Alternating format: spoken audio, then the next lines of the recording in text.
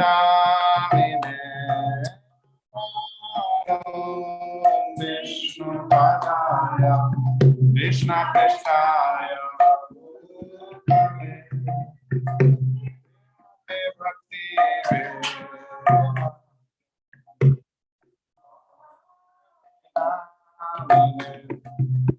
Namaste Saraswati Devi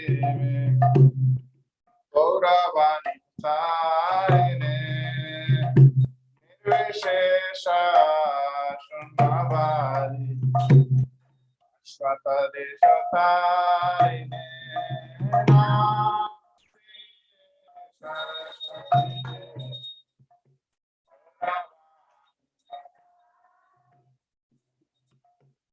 Nirvishesha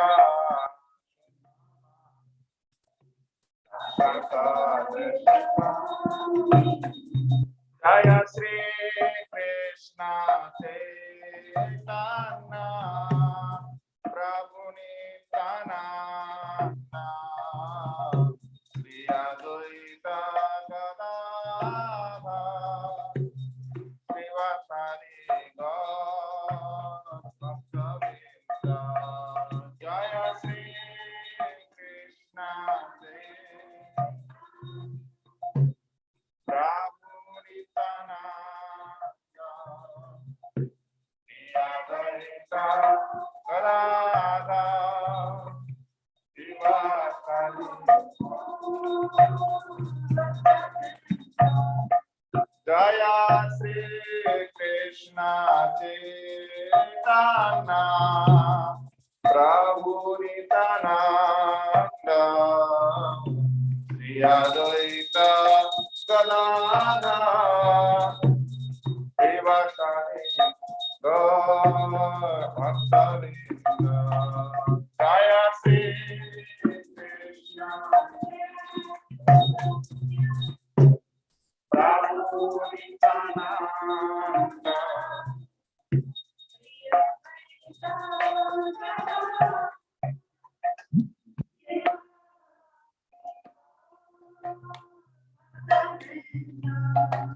Jaya Sri Krishna Chaitanya Prabhu Nityananda Shri Advaita Gadadhara Srivasadi Gaura Bhaktavinda Jaya Sri Krishna Chaitanya Prabhu Nityananda Shri Advaita Gadadhara Srivasadi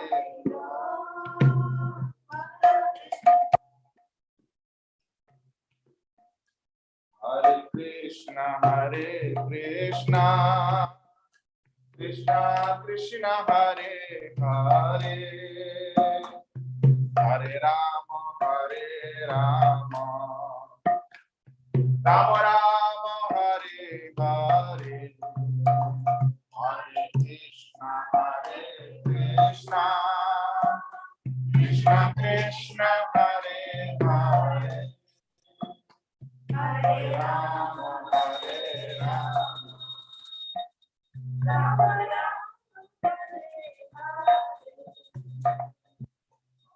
Krishna Hare Krishna Krishna Krishna Hare Hare Hare Rama Rama Rama Hare Hare Hare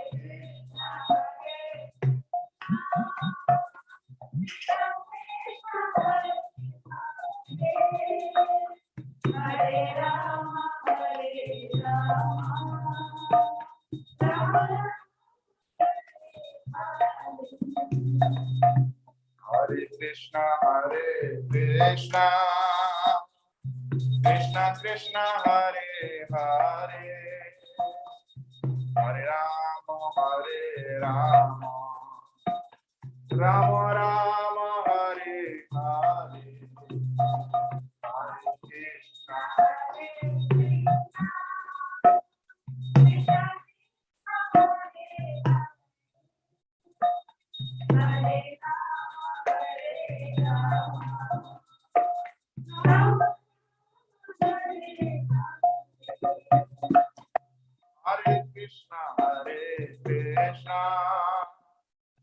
Krishna Krishna Hare Hare Hare Rama Rama Rama Hare Hare Hare Krishna Krishna Hare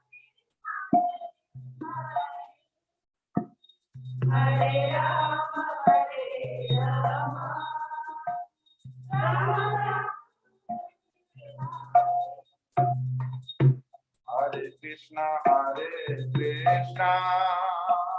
Krishna Krishna Hare Hare Hare Rama Rama Rama Hare Hare Hare Krishna Krishna Hare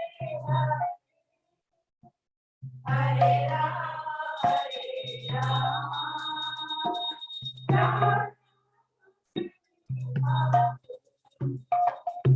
Hare Krishna Krishna Krishna Hare Hare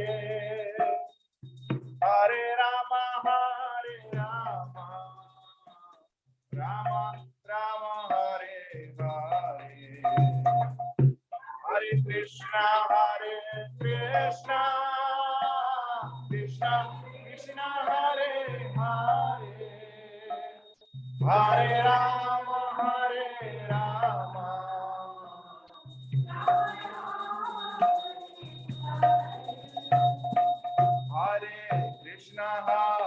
Krishna Krishna Krishna Hare Hare Hare Rama Rama Rama Hare Hare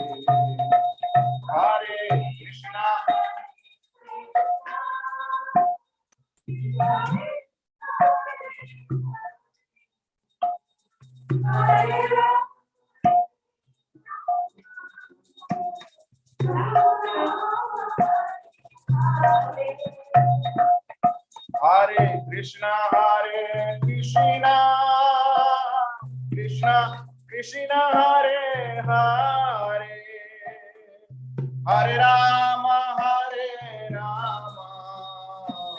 Rama Rama Hare Hare Hare Krishna Krishna Krishna Hare Hare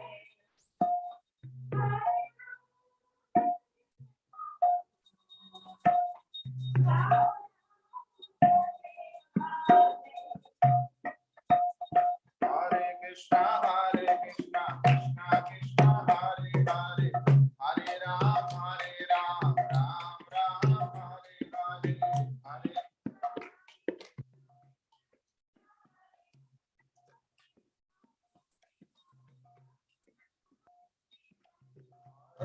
Hare Krishna Krishna Krishna Hare Hare Hare Rama Ram Ram Hare Hare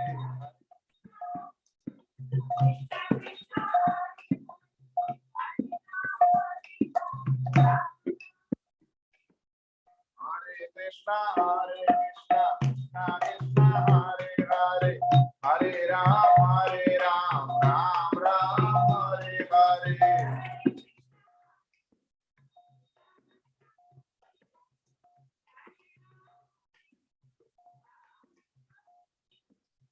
Hare Krishna Krishna Krishna Hare Hare Hare Rama Ram Ram Hare Hare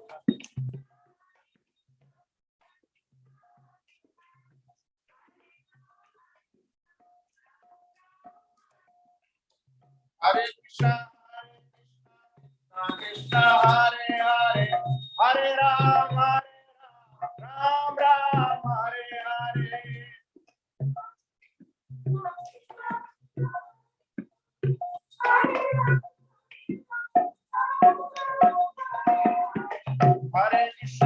Krishna Krishna Krishna Hare Hare Hare Ram Ram Ram Hare Hare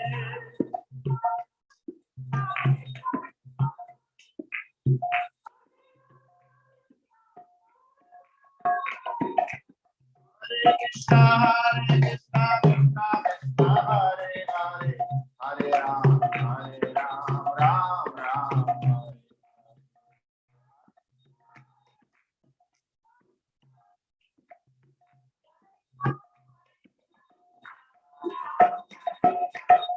Hare Krishna Krishna Krishna Hare Hare Hare Ram Ram Ram Hare Hare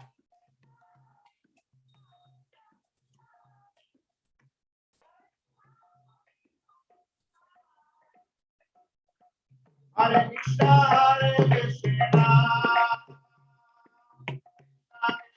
Hare Hare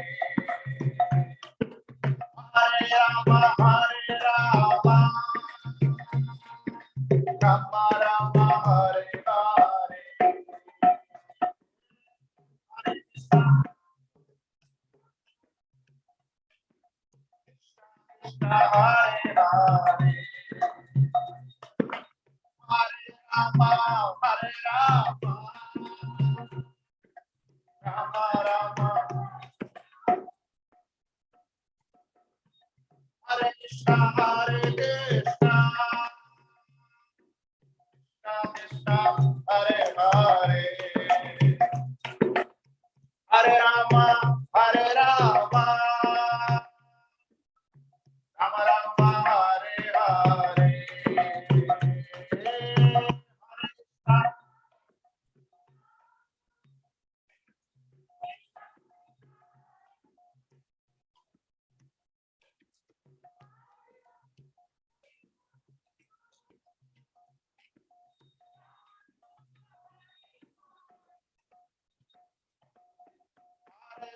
Hare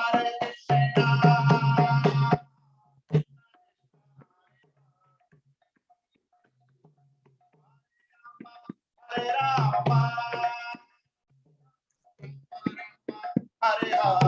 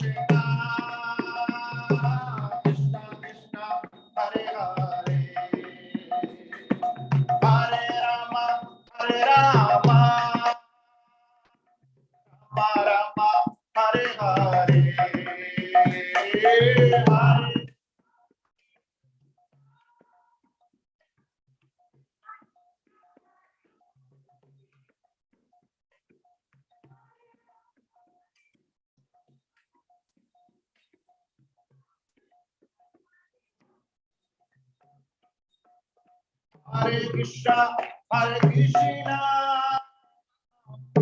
Krishna Krishna Hare Hare Hare Rama Rama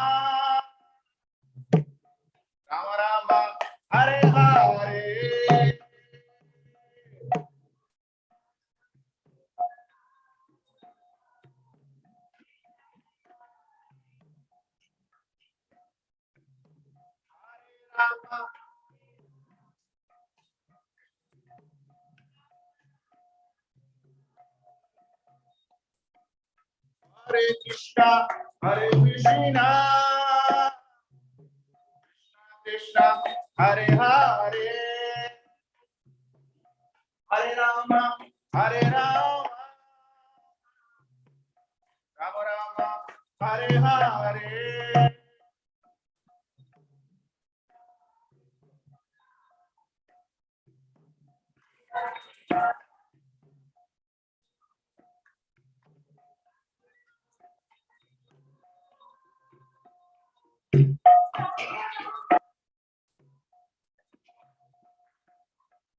Krishna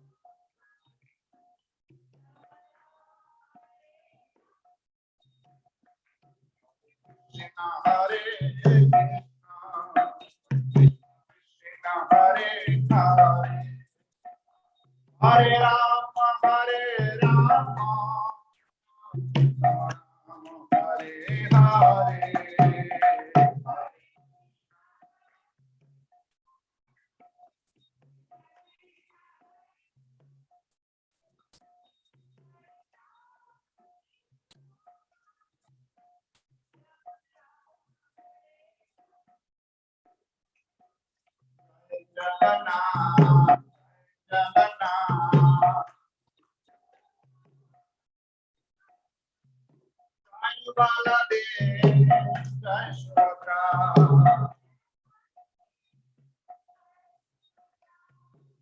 Jai Jagannath, Jai Jagannath. Jai Baladev, Jai Subhadra.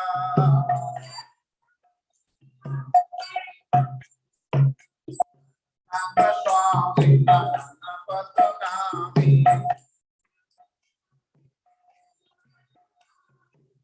Jagannatha Swami, Nayana Patagami.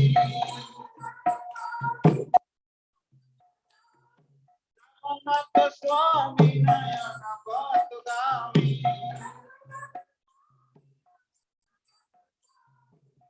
Nayana Patagami, Bhavami.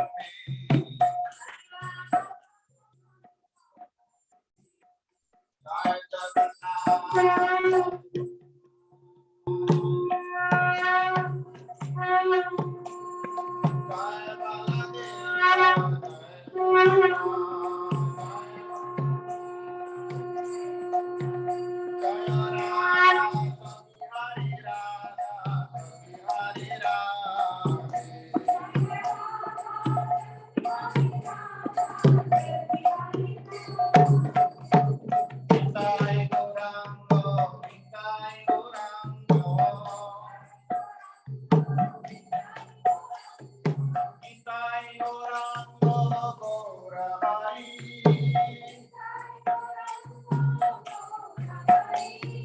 Jai Shasinandana Gaura Hari.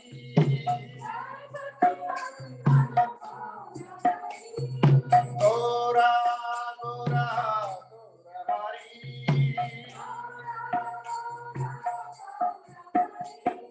Gaura, Gaura, Gaura Hari.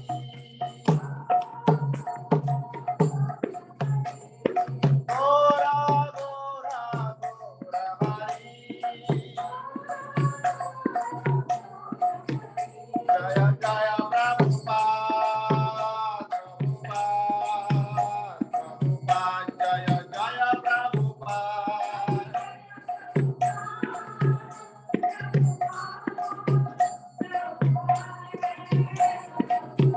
Jaya Jaya Gurudev, Gurudev, Gurudev, Jaya Jaya Gurudev.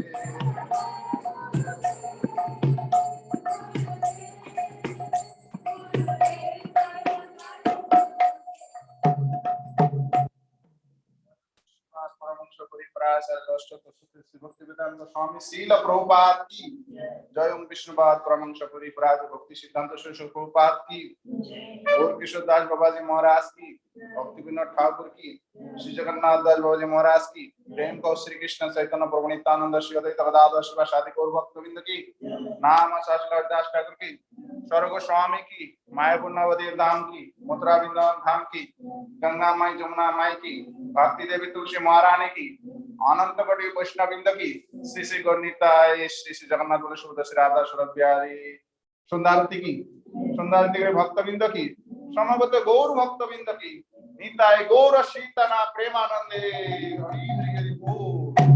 All glories to somebody Hare Krishna, all glories to somebody Hare Krishna, all glories to somebody Hare Krishna, all glories to somebody Hare Krishna.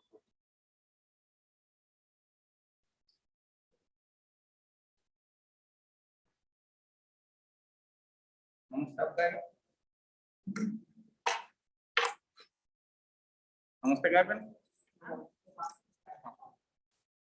Namaste, Narasimhaya.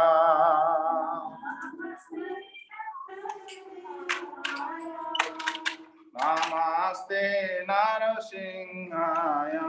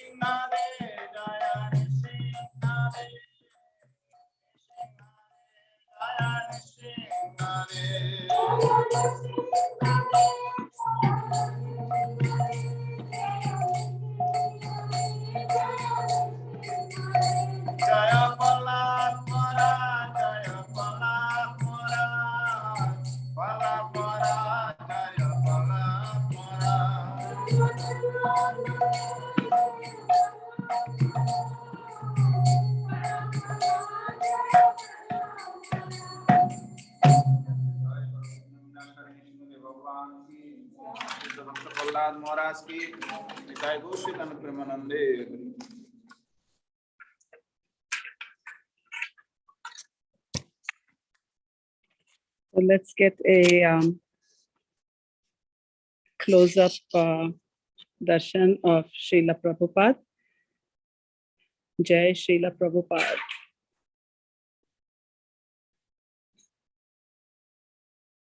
Jai Shri Nityananda Prabhu and Shri Chaitanya Mahaprabhu.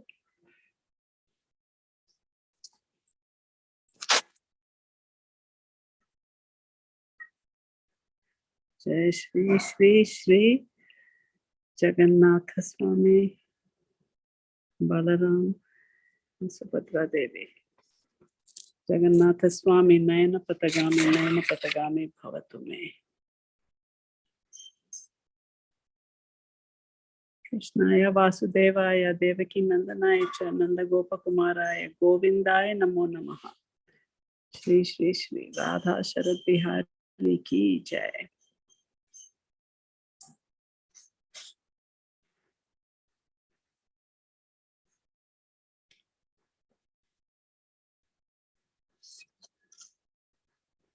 Welcome to our Sunday Feast program.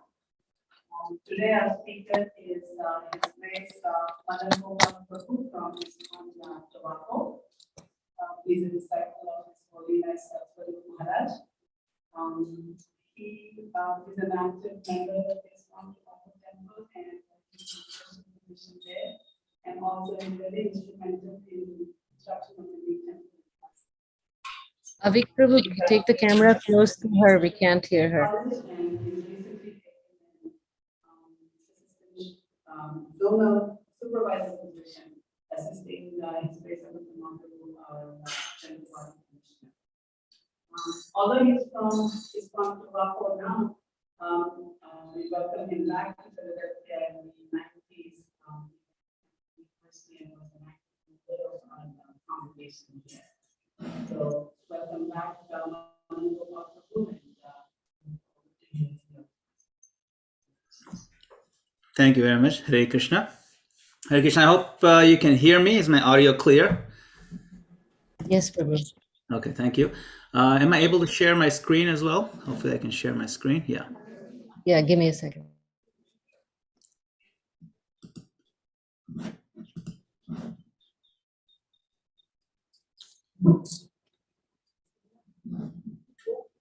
Okay, thank you.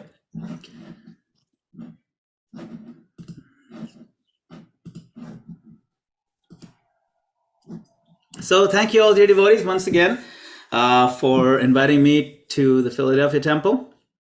So as Mataji earlier pointed out, Philadelphia Temple is one of the earlier temples where I used to take part in. I used to serve between 1993 and 1997. I used to be part of the Philadelphia Yatra. And I'm very grateful to all the devotees there for all the service they've done throughout the years. And of course, we have the wonderful transcendental divine forms of Shri Shri Radha, Sharat Bihari, Jagannath Baladev Subhadra, Shish Gaunita, and Srila Prabhupada, who are always watching over Philadelphia and the devotees there. So we're very grateful. We're very fortunate to be part of this group. And although I live in New Jersey, Philadelphia is a very important part of my heart and also now my services. So with that, we can get started with this evening's Bhagavad-Gita class. So we are asked to read from chapter 4, text number 34, which is really about the importance of Guru. So we'll get started. Om Namo Bhagavate Vasudevaya. Om Namo Bhagavate Vasudevaya. Om Namo Bhagavate Vasudevaya.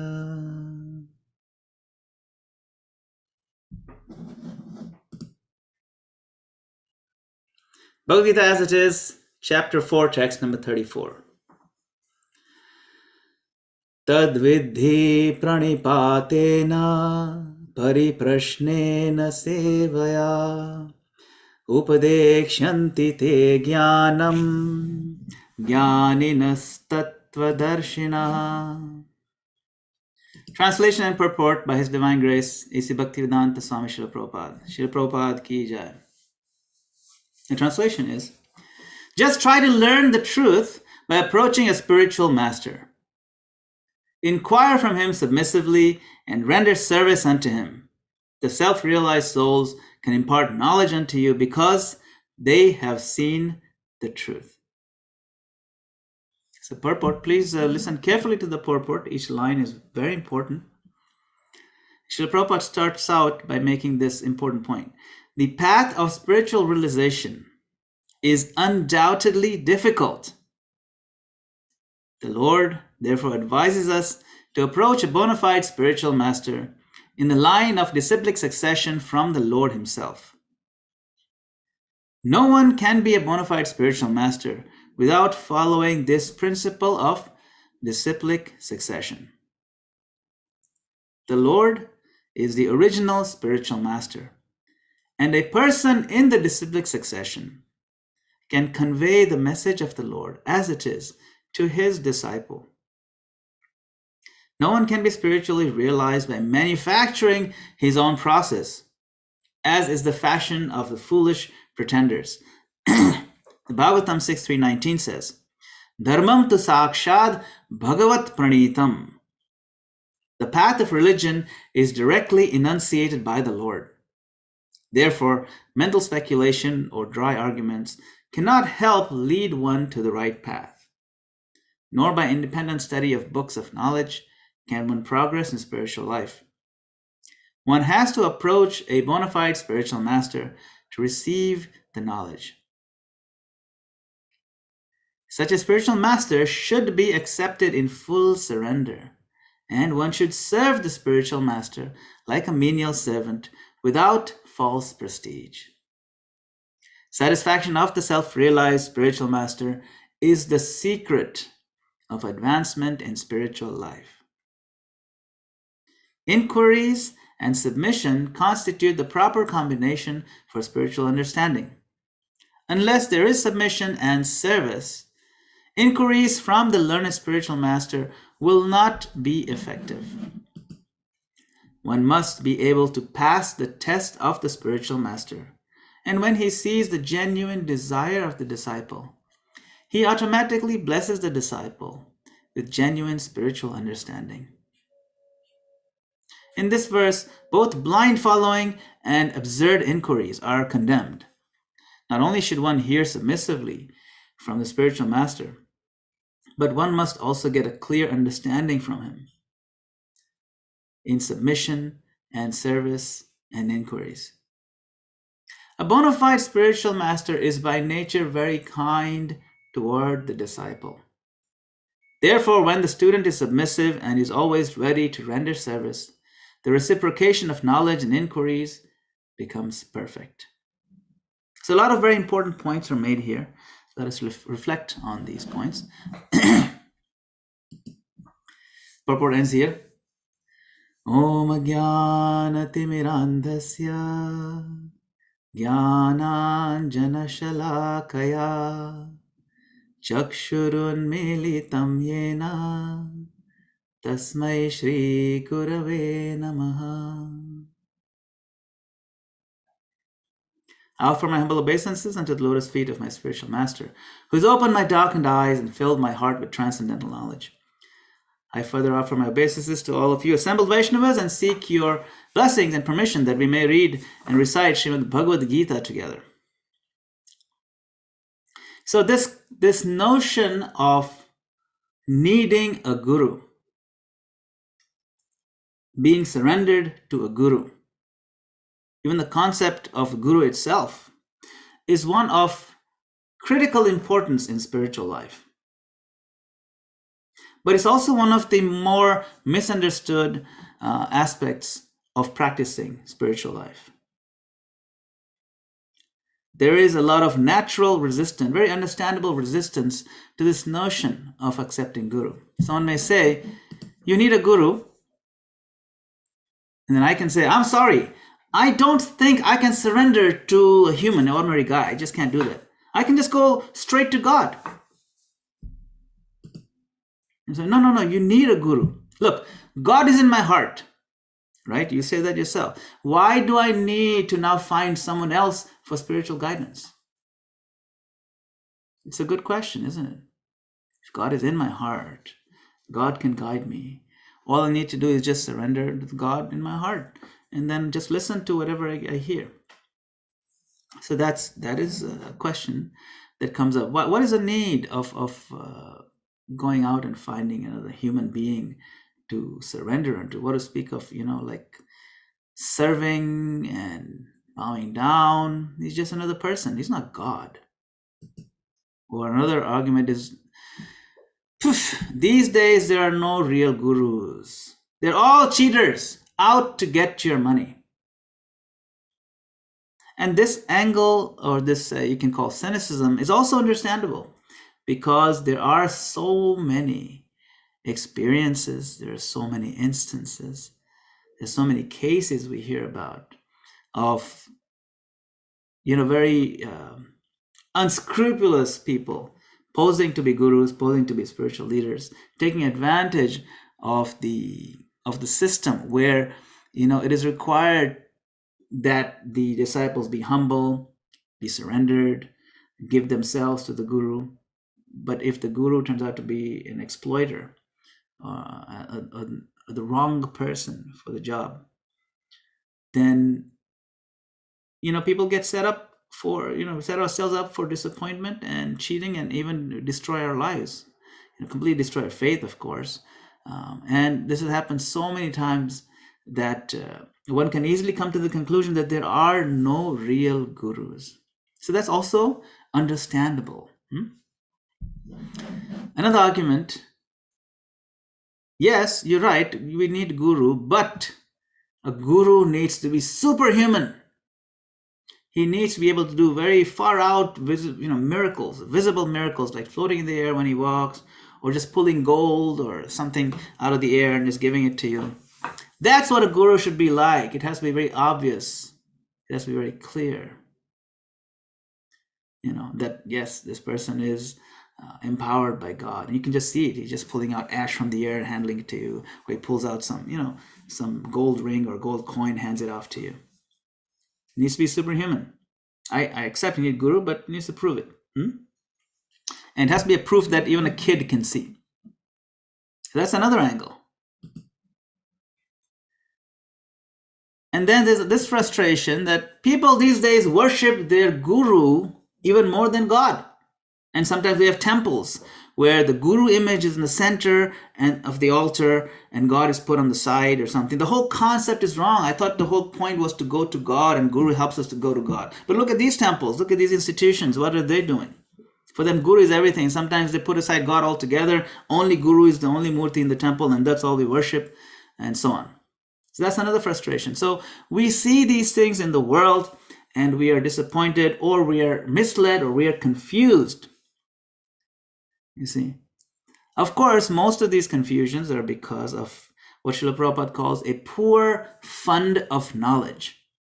See, so because we have a very sparse understanding of what it means, and our experiences, which are quite stark, quite intense sometimes, of what's visible to us, what we've seen, do cause a lot of confusion, a lot of doubt and apprehension with this whole process and the whole concept. So let's explore this concept of guru a little bit more. So why is guru needed? Sri Prabhupada starts out the purport that the path of spiritual life is difficult. Remember, he opens that purport with this point. It's not easy. Say you want to become a doctor, a physician. You are in first year of high school, but you've decided that, no, I want to serve as a physician. I think it's a great field. It's a very noble profession. I think I can do it. It's a lot of hard work, but I can do it.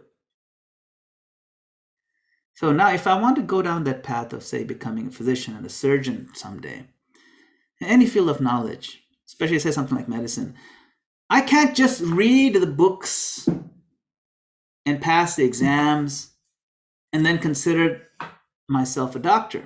I can't write up my own certificate and stick it on the wall and then just announce to the world, okay, you can come now, I can treat you. No. I need to work with professors. I need to get admission into the proper university. First, I need to do 4 years of undergrad and get really good grades and recommendations and just show some passion for the field and a keen interest. And then maybe I'll get into medical school, and that's after passing the MCAT. And then I have to work with the professors, and then I go 4 years of medical school, and then even then I'm not ready yet because I have to do at least 3.5 or 4 years of what they call residency, where I'm working hands-on with practitioners. So it's a long time, a lot of investment, a lot of one-on-one observance by the qualified doctor and learning under the qualified doctor. And it can be many years before I'm allowed to even practice. See, so similarly, spiritual life is also a difficult path. You need constant guidance, very in-depth guidance from a qualified living practitioner. A bona fide means a qualified, the right person who's authorized, a bona fide spiritual master. This is the process that Krishna himself has set up. It's a very personal process. And it is the one that he has designed to propagate knowledge, to keep spiritual knowledge alive.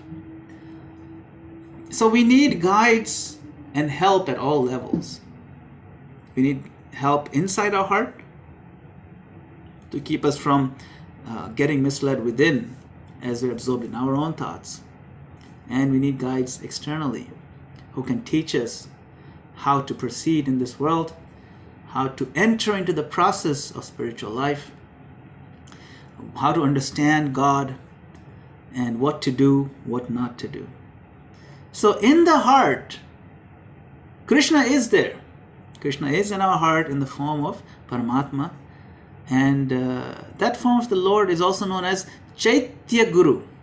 Chaitya means in the chitta. Chitta means in the subtle body, in the consciousness, in our heart. So Krishna is there in the heart.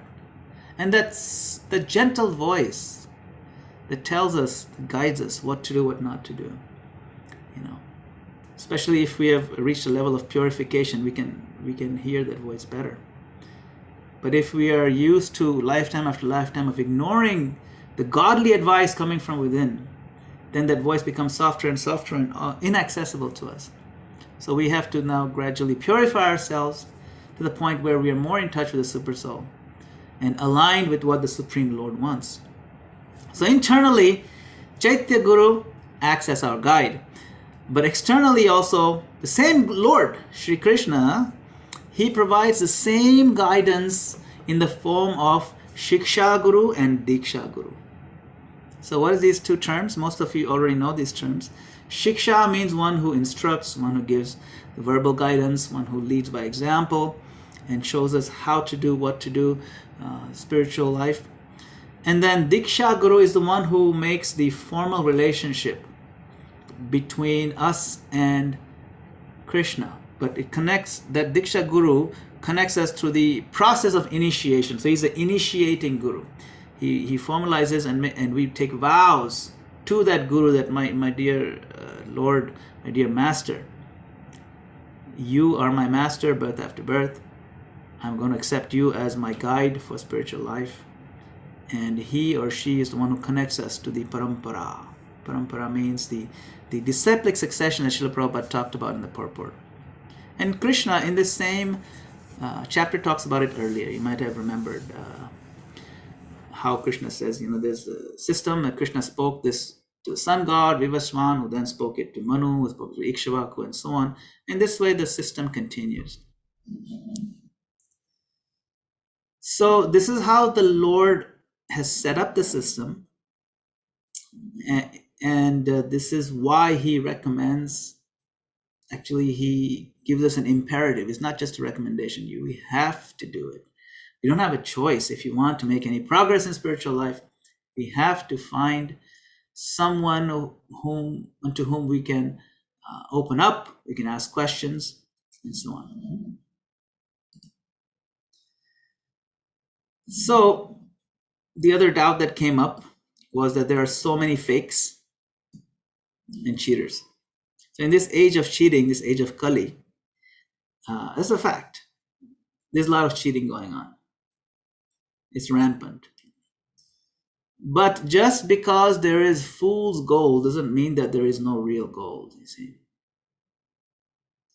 One needs to fully educate oneself before shopping for gold. So we have to know what we're looking for, where to go to get what we're looking for. If I go to Home Depot, and I know Home Depot has so much metal in it, tons and tons. If I go to Home Depot to look for 24 karat gold coins, and I go, hey, excuse me, so what aisle can I find the 24 karat gold coins? And then they'll laugh at us. Why? Because you're in a hardware store. This is not, yeah, but that's gold is just in the metal, and you guys have so many, like big, tall shelves full of different pipes and pipe fittings and all kinds of metal things, and I'm sure you must have some gold. No. They'll laugh at us, so we should at least know where to shop first thing. What gold looks like, what are the qualities of gold, and how to distinguish the real one from the fake one. And then even when it comes really close, looks like very close like gold, there's still other tests you can do if you're very serious about it. So at least we should be educated on how to shop for gold. Otherwise, we will get cheated, right? Someone says, gold is, in that shop, gold is, $1,900 a troy ounce. Wow, that's a lot of money. Yeah, but in my shop, I'll give you for $200. Whoa, good deal. Let me go to your shop. And then you get some coins of this 1 ounce. But it's not going to be 24 karat gold. Maybe it's just cheating, or maybe just gold plated inside is lead. So it's very easy to get cheated if we are not educated on what to look for. So that's also important.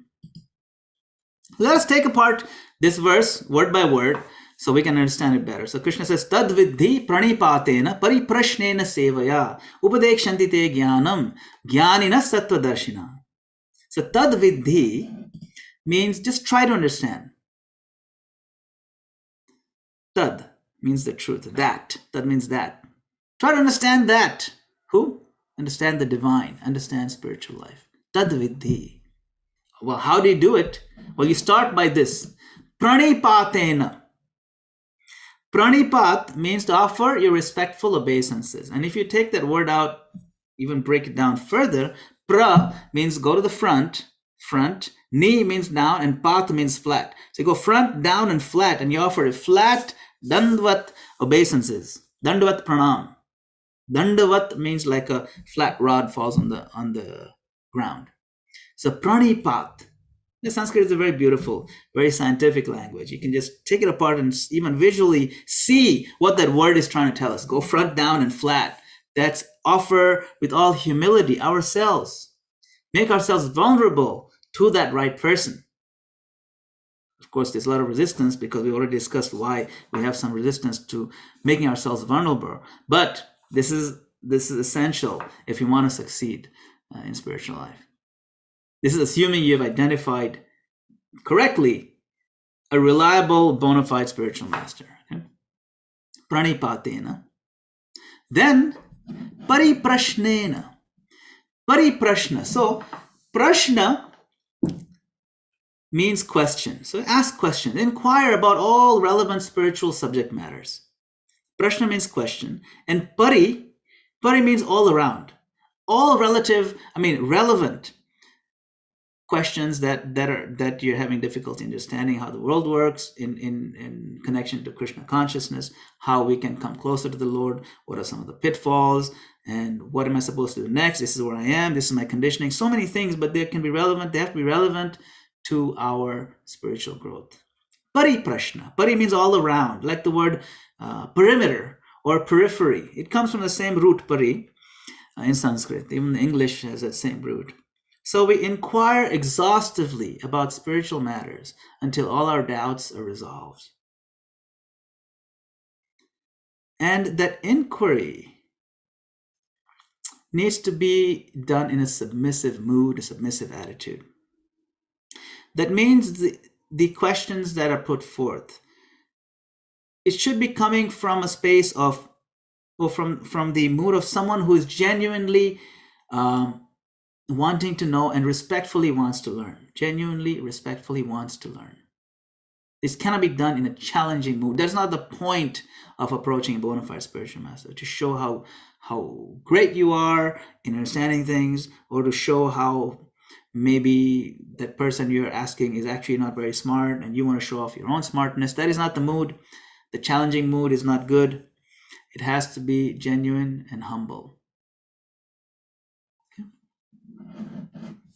And it's very natural, of course. Imagine you're a teacher, right? And you have a bunch of students. Some students are very respectful to you, and others are very arrogant and want to challenge you just to show off. You'll be more inclined to those who are more respectful. It's just very natural. See? So it's important for us to have this pariprashna, but come with the proper mood and the proper mindset. Then this is another very important aspect called seva. Seva means service. So pariprashnena sevaya. Render some service. Why? Why should I render service? When I go to school, the teacher teaches me and I learn and that's it. Why don't I now do some service for the teacher? So service is the basis of any relationship. Think about it. If we claim to have a relationship with somebody, but we don't do any service for them, they don't do any service for us, then it's just a relationship in name. See? So service is the key to establishing a relationship. Doesn't matter whether it's a friendship, whether it's a courtship, whether it's a husband-wife relationship, whether it's parent-child relationship, whether it's brother to brother, sister to sister, siblings. Any relationship in the world, even business relationship, there has to be some give and take of seva, some service. That establishes a relationship. And then when a relationship becomes deeper and stronger, then what happens? A sense of love and trust develops. So please make a note of how this whole thing works, okay? Why this seva is important. Service is the basis of relationship. Relationship, as it gets deeper and stronger, creates an atmosphere of love and trust. And only when our love and trust has increased to a certain level, do we feel confident enough to reveal our hearts, to give ourselves to that person, to teach or to speak out and pour out what's within our hearts. See, when someone we can trust completely, do we want to open up to? Do we want to give the secrets? So it starts with seva. So in order for genuine knowledge transfer and realization transfer to take place, we need to incorporate this very important aspect of seva. So once Shri Bhakti Siddhanta Saraswati Thakur is the spiritual master of Srila Prabhupada, and he was approached by this gentleman here. His name is Madan Mohan Malviya. I don't know if anybody knows who Madan Mohan Malviya is. Let's see. Anybody here know who this gentleman is? What is he famous for? I don't know if anyone's allowed to unmute themselves, but let's make it slightly.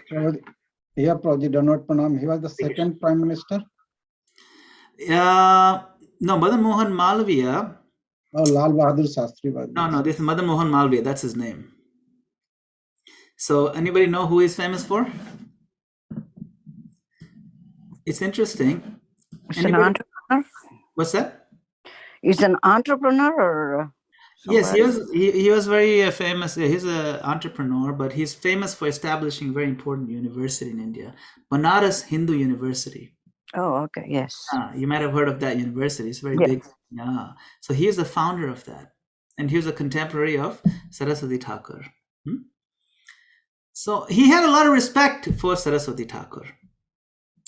And one day he came to him in his temple, in his Gaudiya Mutt, and he bowed down. He said, I have some very specific and very complicated spiritual questions. Can you please answer them, Gurudev?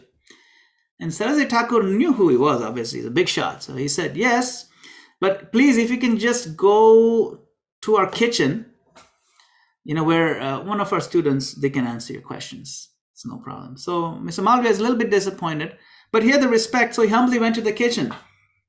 He saw a bunch of brahmacharis they'd finished cooking and they're just scrubbing the pots. And the brahmachari said, yeah, please come. You can scrub these 2-3 pots here, the big ones. It takes an hour to do 2 or 3 pots. So he felt a little, okay, fine. If he asked me to do seva, I'll just do it. Although he was such a big man, educated man, so many contacts and such a big network and so much respect all over the world. But he rolled up his sleeves, got into it, and scrubbed all the pots that he was asked to scrub for a whole hour.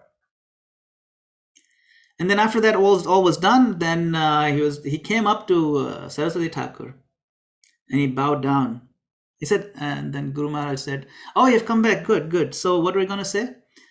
And Mr. Malviya said, actually, I had a bunch of questions, but now all of them got answered automatically. I have answers to all of them. See, the humble act, the process of serving the Guru menially and doing that humble service, that also purifies the heart. Scrubbing of the pots, cleaning of the floors, so many things.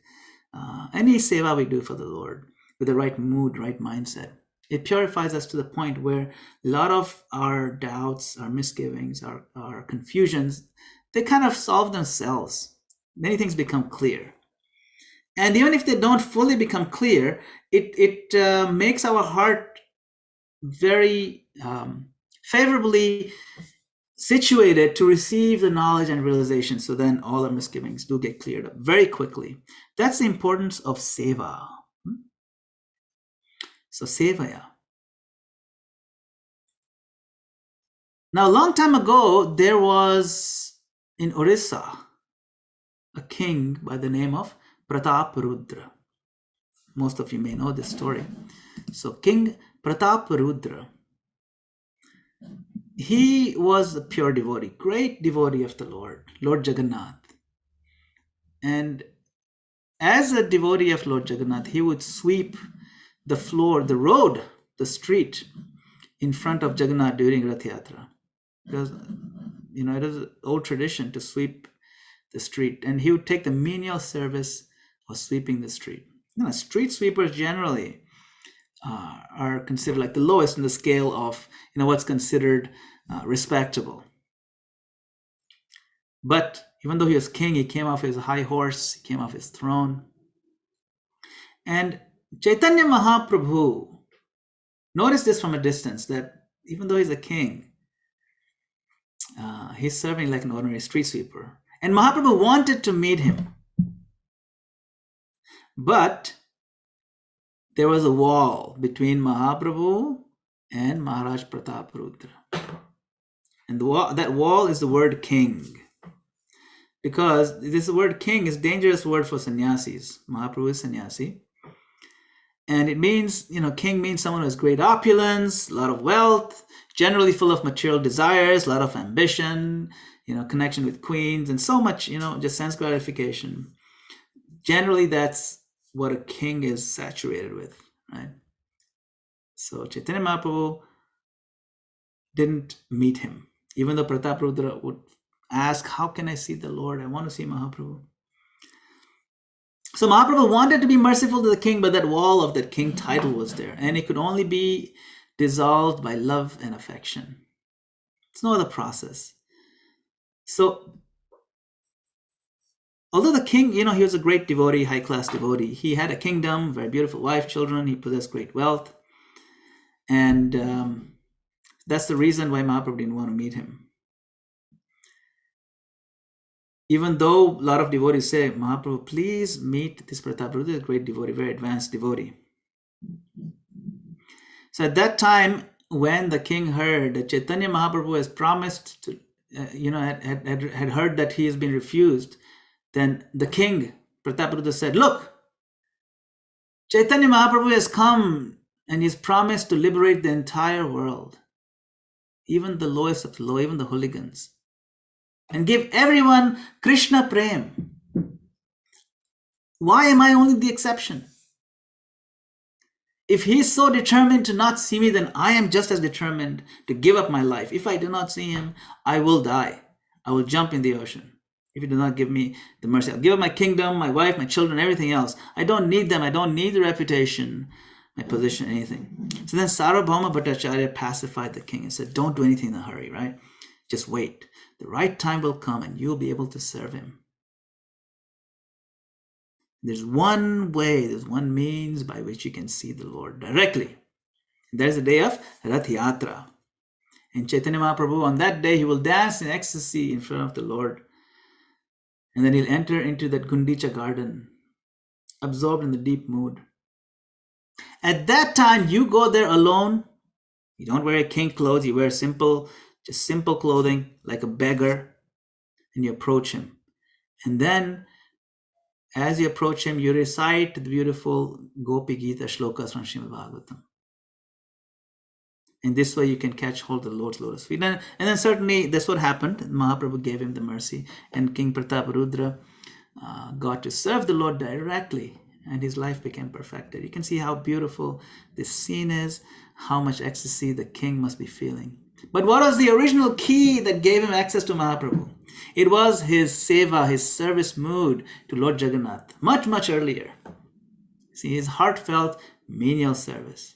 So sevaya, very critical aspect. And then upadekshanti te jnanam. So the self-realized souls, they can impart knowledge unto you. Because, right? When the proper attitude is there, the mood is there, the relationship has been established, then only does that upadesh, the transmission of knowledge, take place. And how is it that the guru is able to give you that knowledge? Jnaninas tattva darshina. Naturally, only those that have seen the truth can impart the truth. Tattva means the essence of anything, the truth. The ultimate truth of all existence is tattva, tattva gyan. They have seen the truth. They know who Krishna is. They know who the spirit soul is. They know who the other spirit souls are, what their status is. They know what the point of the world is, how the world works, and how conditioning works. They know all these things. They know tattva gyan, and they can guide us because they have seen the truth. So just try to learn the truth by approaching a spiritual master, inquire from him submissively, and render service unto him. The self-realized souls can impart knowledge unto you because they have seen the truth. Now, we talked earlier about how to shop for gold. So how do you shop for a guru? How do you shop for a spiritual master? So we should turn to Shastra, the scriptures, for guidance on at least knowing what the qualities and the qualifications of a guru are. So our acharyas teach us, Rupa Goswami teaches us this verse, Vacho vegam manasakrodha vegam, Jihva vegam udarapastha vegam, Etan vegan yo vishaheta dhira, sarvam apimam prithvim sashishyat. A sober person who can tolerate the urge to speak, the mind's demands, the actions of anger, and the urges of the tongue, belly, and genitals is qualified to make disciples all over the world. So this is one very key point. Is one who is self-controlled, who is sense-controlled, who can control his mind, the urges of anger, the urge to speak nonsense, unnecessary speech, and of course controlling his senses. That person who has full control over these natural urges is qualified to be a guru. So that is one very important qualification of a guru. Is that person sense-controlled, self-controlled? This we can observe. There's many symptoms of that, and we can observe that. But if a person is not behaving properly, if a person is going out and engaging in sinful activities for sense gratification, then we can immediately reject that person from our list. Okay, no, this person is not the right person. That's one aspect. Another important qualification that Prabhupada mentions in the purport, right? He says in the purport, and no one can be a bona fide spiritual master without following this principle of disciplic succession. The Lord is the original spiritual master, and a person in disciplic succession can convey the message of the Lord as it is to his disciple. No one can be spiritually realized by manufacturing his own process, as is the fashion of foolish pretenders. So earlier I mentioned, right? So you can see here, Krishna, he speaks the knowledge to Lord Brahma. Brahma speaks it to his son, Narada Muni. Narada Muni speaks it to Vyasadeva, his disciple. Vyasadeva then speaks it to Madhvacharya, and from Madhvacharya on and on, we have the disciplic succession coming down all the way to A.C. Bhaktivedanta Swami Srila Prabhupada, who founded ISKCON, International Society for Krishna Consciousness.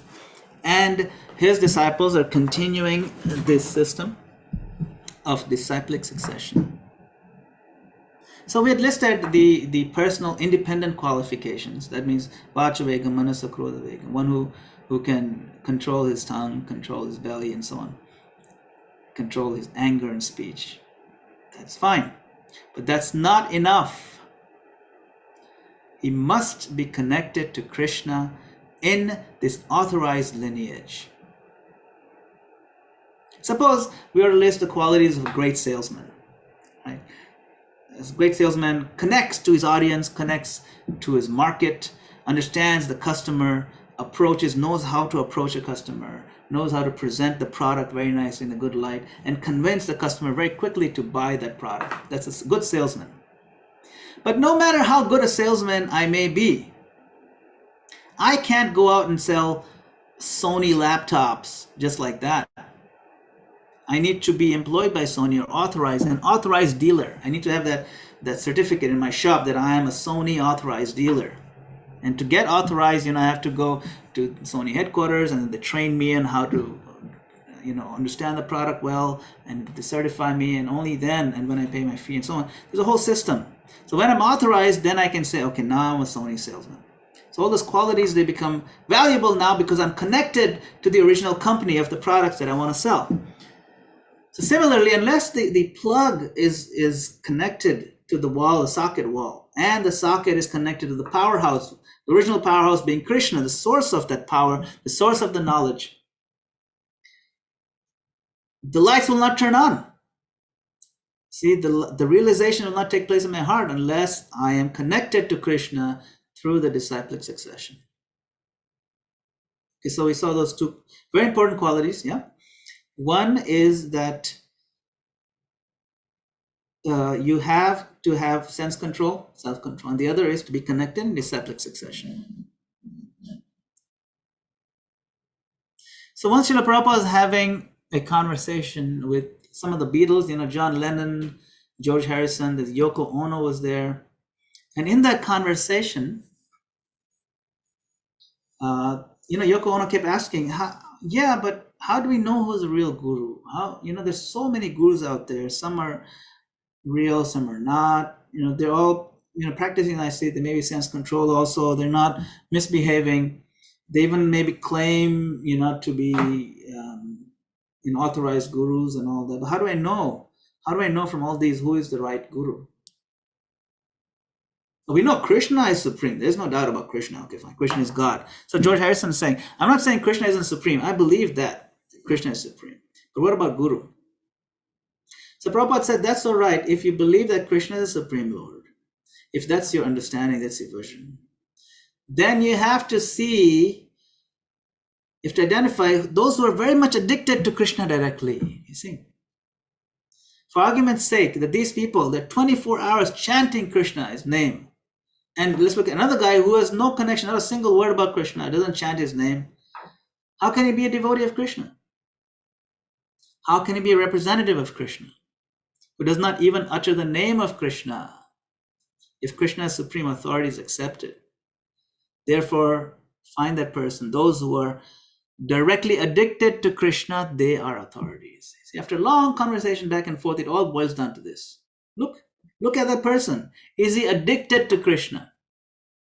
What does addiction mean? Addiction means he can't live a moment without glorifying Krishna, without reveling in his glories and his beauty and his holy name, and really enjoying the taste, really absorbed in it. That's called addiction. To be addicted to Krishna is a sign of a genuine guru. See?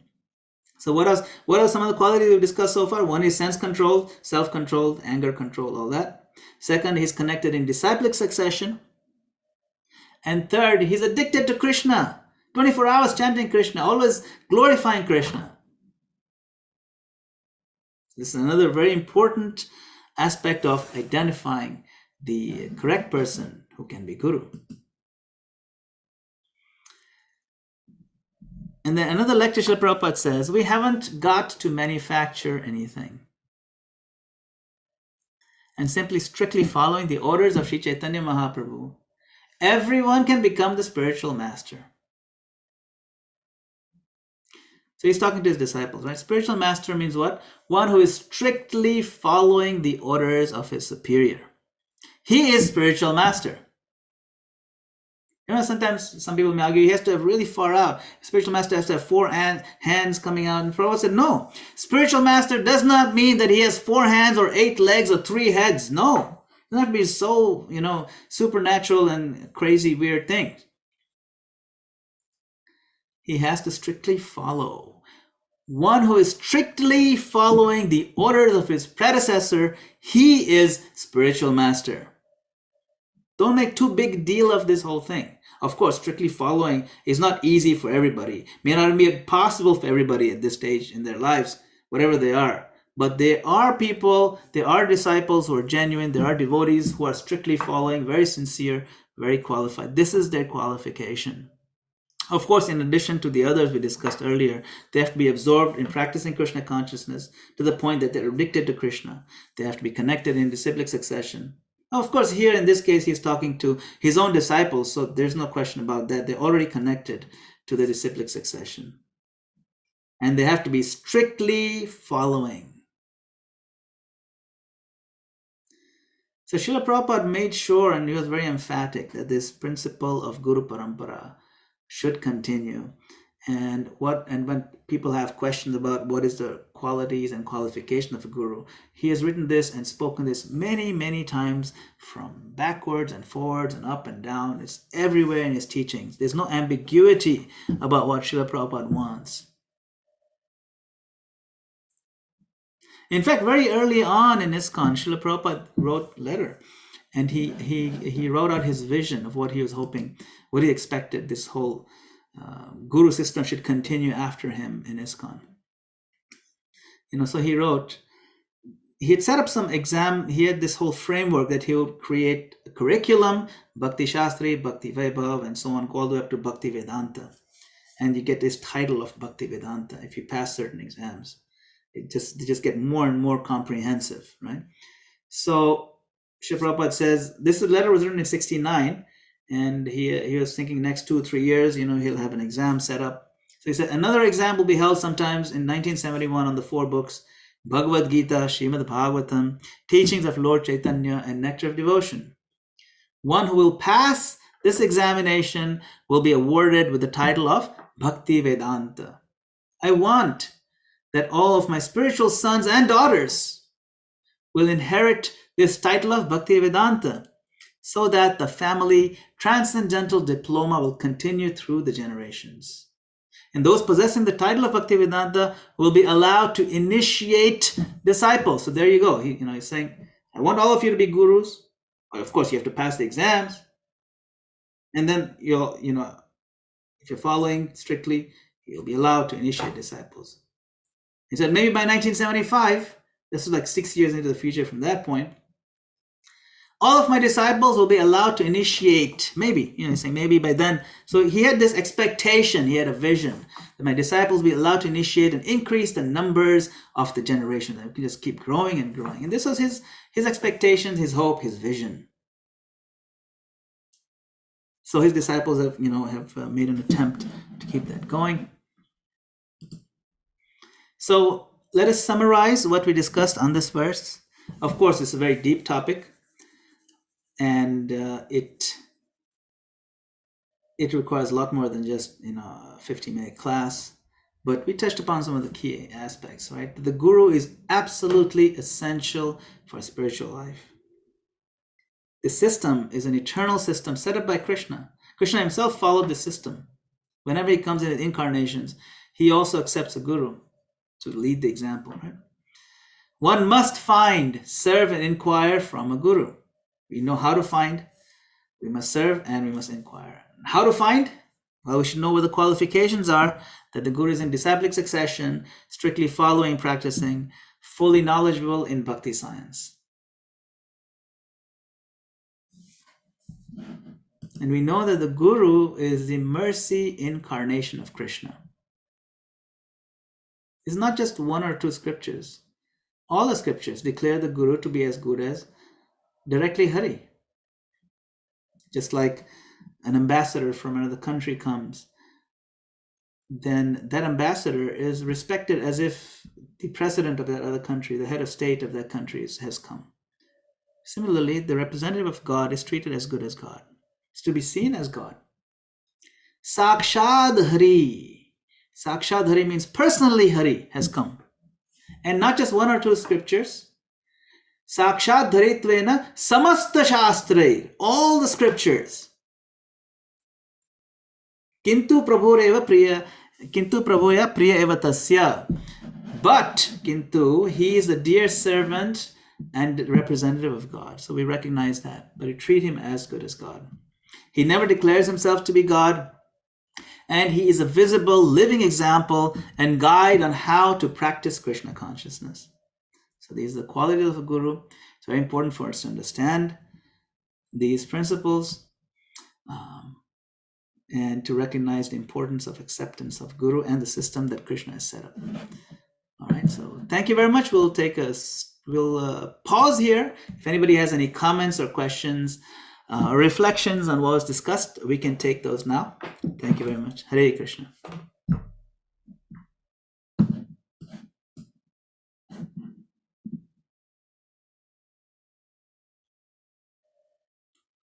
Okay, we have hands up. Okay, great. Vatsala Ashok. Go ahead, Vatsala. Hare Krishna Prabhu, my humble pranam. Glories to Srila Prabhupada. Thank you, Prabhu. Good to listen to you. Prabhu, I understand, try to understand about the Guru Parampara. I have a question regarding Shiksha Guru and Diksha Guru. The Shiksha Guru shows you by instruction, and Diksha Guru is the actual Guru you aspire for. But can this Shiksha Guru become Diksha Guru, even though he or she may have flaws? Because we are not mentioning any female gurus here. Even though they may have, may have qualifications. Is there any restrictions for a female becoming a guru, or is it accepted in this system? Yeah, in fact, if you look at that letter, if I share my screen again, I'll show you that what is Prabhupada's vision for ISKCON, right? So in this letter, you see that he wants, they'll be allowed to initiate disciples, right? So that he said here. Initiate disciples means Diksha Guru. And if he only meant that only the men can be guru, then he would say that I want all my spiritual sons. But here he says what? Spiritual sons and daughters. He went out of his way. He didn't waste words. He wasn't just writing for fun. He wrote very clearly his vision. So he definitely expected his daughters also to take up this Bhaktivedanta system and to initiate. So there's not, it's quite clear over here what his vision was for ISKCON. And other places also, he was interviewed, and he was interviewed, can a woman be a guru? And he said, yeah, of course, why not? If a woman in this day and age can be a professor, she can be a guru also. So there's no, Srila Prabhupada has said that several places, and here he wrote in his vision itself. So his plan for ISKCON is right here. So certainly, and your other question about the Shiksha Guru can become Diksha Guru, of course, that's what's typically happening, is that the most prominent Shiksha Guru in our life, who is repeatedly guiding us, tends to become the Diksha Guru also. Not always, but that's fine. The only rule is that Diksha Guru is only one, and Shiksha Guru can be many. You can have many Shiksha Gurus, no restriction how many Shiksha Gurus one can accept in their life. But Diksha, the formal connection, is only done through one particular Guru. So that is the Diksha Guru. I hope I answered your question, Vatsala. Prabhu, I need a little bit more elaboration, please. If Shiksha Guru, even though he or she may have flaws, do you accept the instruction, or you just think of them as spirit soul? How are we supposed to assume, because not everybody has sense control. It's very difficult in the Kali Yuga. Kali Purusha always wants to pull you into different directions, because we are living in this society of COVID, and so many things are happening. And people, especially people living in this society, are aspiring for jobs, family, taking care of oneself, and the retirement age are all the things included in this Kali Yuga. So the Shiksha Guru has a lot of flaws. So do you, as I understand from the paragraphs that you, enlighten, that paragraph says they are not supposed to have, they are supposed to have all kinds of sense control. Suppose if they are lacking that kind of super sense control, and they are, as a human being, they have flaws. So do we still accept them and follow the instruction, or how are we supposed to react or respond to that situation? Yeah, good question. So the basket of category of flaws has to be very clearly understood. What flaws are acceptable and what flaws are not acceptable. See, it can't just be a blanket thing that everybody has flaws, so we can accept anybody and everybody, right? So then we have to be a little more refined in understanding what is an acceptable flaw, what is not an acceptable flaw.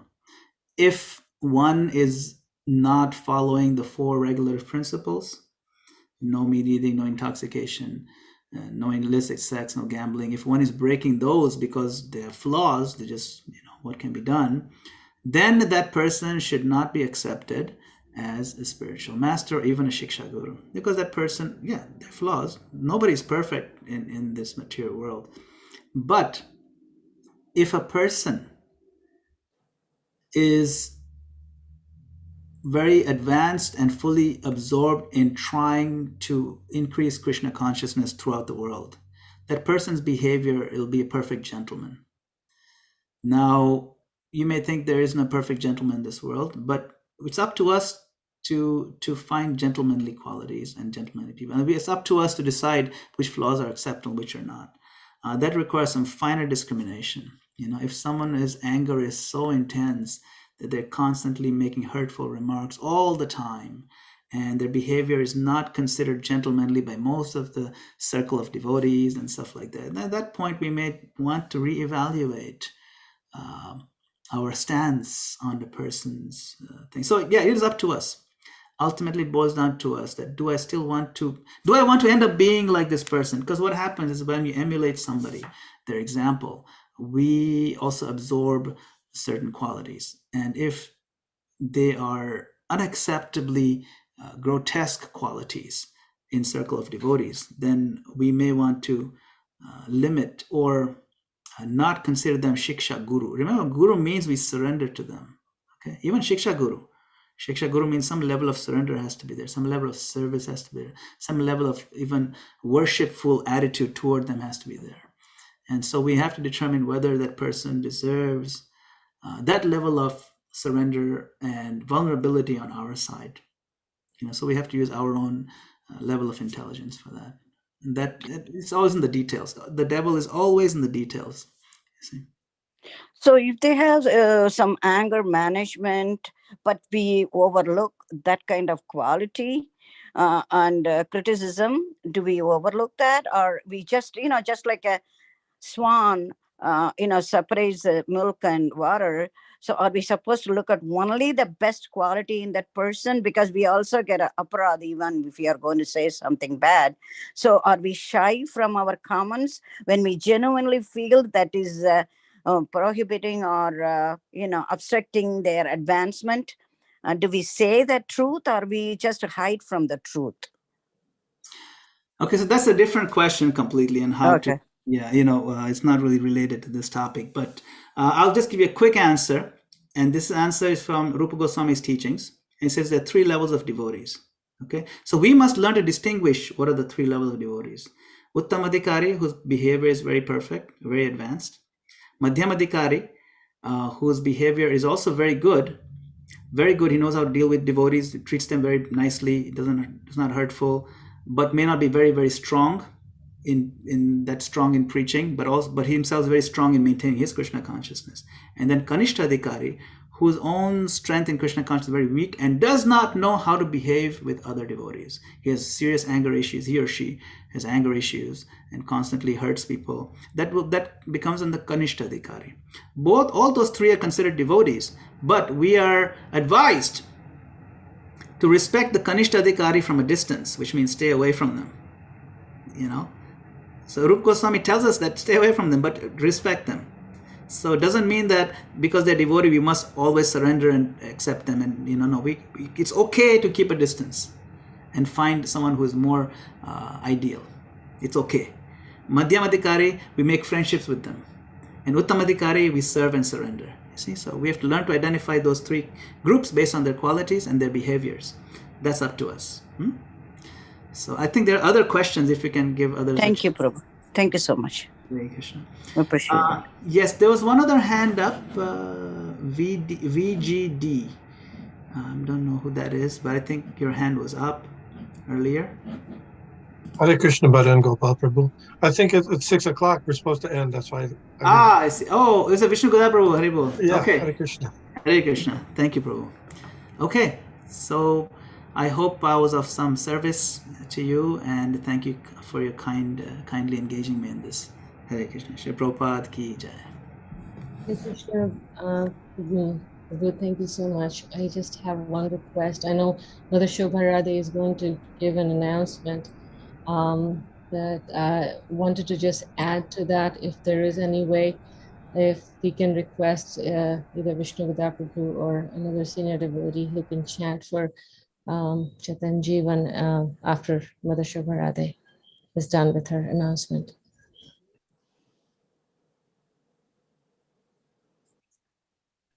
Hare Krishna. Thank you very much, Madan Gopal Prabhu, for giving that very thorough class on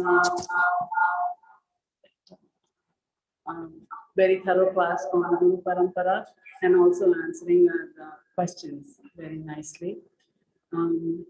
The temple is going to be open from 6 to 7:15 for darshan. So those of you who want to come, please drive carefully. And the temple is open from 6 to 7:15. Also, just like this Sunday Feast lecture was on Zoom, we have classes throughout the week. Every morning at 7:15, we have a Bhagavatam class from 7:50. Wednesday mornings, that class is on Chaitanya Charitamrita, that is given by His Grace Vishnu Goda Prabhu. On Tuesday evenings at 8 p.m., we read the family business by His Grace Vaisheshika Prabhu to inspire us about book distribution and Sankirtan parties. Monday, Wednesday, Friday, we have the Bhagavad-Gita happy hour from 5 to 5:30. And Thursday nights, we have Srila Prabhupada night. We are right now reading I'll Build You a Temple by His Holiness Giriraj Maharaj. So please join us on the same Zoom channel to keep you inspired. And Mother Sita was telling us about Chaitanya Jeevan Prabhu. We should all, we're all going to pray today. We will sing the Narsinga prayer for him. Please pray for him as he is on his final journey. Chaitanya Jeevan Prabhu is a spiritual son of Srila Prabhupada, a long time member of this congregation.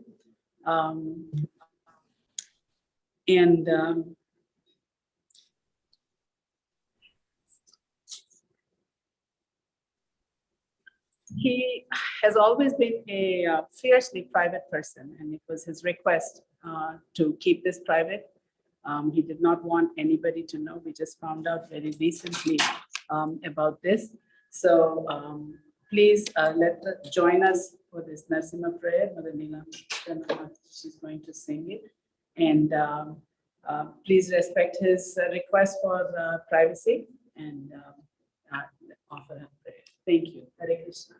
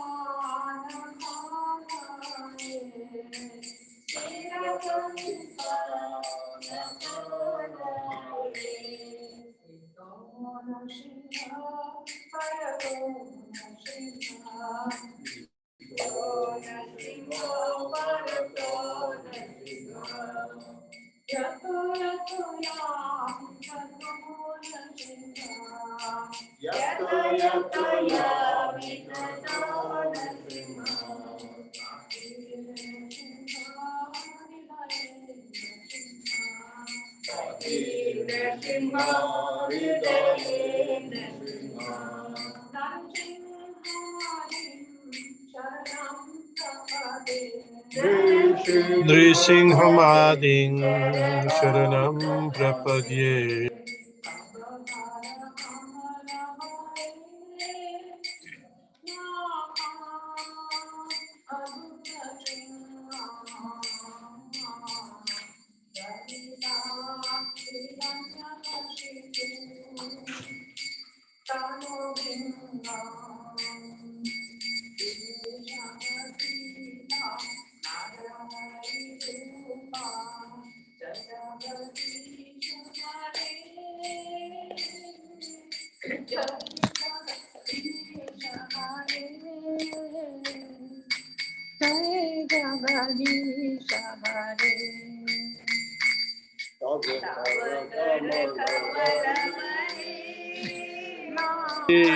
Naka Adhuta Sringam Naka Hiranyakashipu Anubringa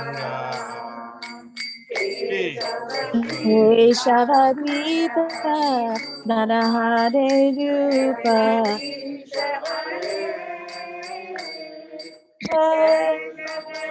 Jagadish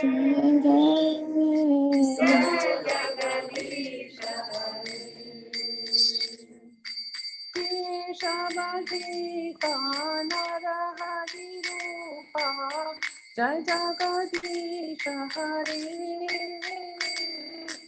Jai Jagadish Hare Jai Jagadish Hare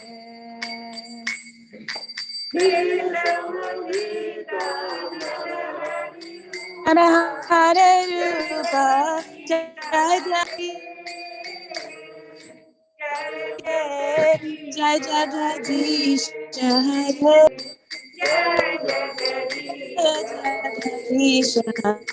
Jaya Nishinhadev Jaya Nishinhadev Jaya Nishinhadev Jaya Nishinhadev Jaya Nishinhadev Jaya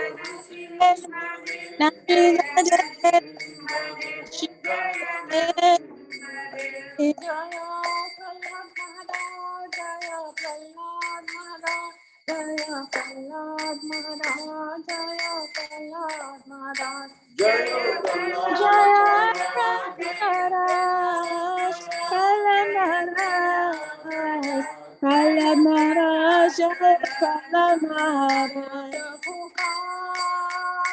Prabhupada Prabhupada Jaya Jaya Prabhupada Prabhupada Prabhupada Jaya Jaya Prabhupada Gurudev Gurudev Jaya Jaya Gurudev Gurudev Gurudev Jaya Gurudev Jai. Jai Jai. Jai Hari Hari Bol. Jai. Hari Hari Bol. Oh.